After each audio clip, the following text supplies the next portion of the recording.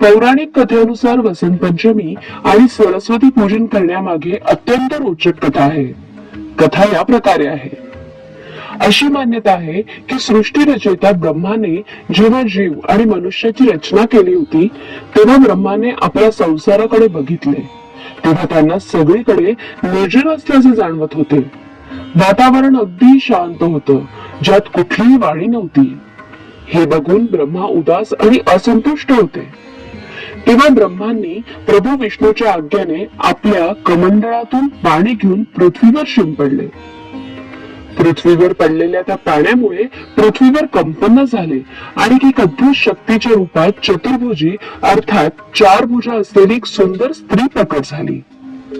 त्या देवीच्या एका हातात वीणा, दुसरा हात वर मुद्रेत आणि इतर दोन हातात पुस्तक आणि माळ होती.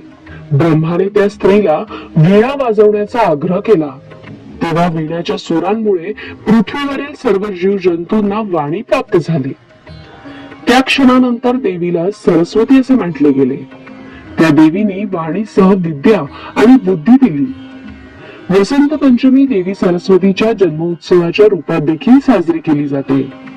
या देवीला भाग्येश्वरी, भगवती, शारदा, वीणावादिनी आणि वाग्देवी यासह अनेक नावे आहेत. संगीताची उत्पत्ती केल्यामुळे तिला संगीताची देवी म्हणून देखील पूजलं जातं. यामागील एक पौराणिक कथा ही देखील आहे की सर्वप्रथम श्रीकृष्ण आणि ब्रह्माने याच दिवशी देवी सरस्वतीची पूजा केली होती. देवी सरस्वतीने जेव्हा कृष्णाला बघितले तेव्हा देवी त्यांचं रूप बघून मोहित झाली आणि कृष्णाला पतिरूपात प्राप्त करू इच्छित होती. ही गोष्ट कृष्णाला कळल्यावर त्याने स्वतःला राधाप्रती समर्पित असल्याचे सांगितले. परंतु सरस्वतीला प्रसन्न करण्यासाठी कृष्णाने देवीला वरदान दिले की विद्या इच्छुक माघ महिन्यातील पंचमीला आपले पूजन करतील. हे वरदान दिल्यानंतर सर्वप्रथम कृष्णाने देवीची पूजा केली. तेव्हापासून वसंत पंचमीला सरस्वती पूजनाची परंपरा सुरू झाली.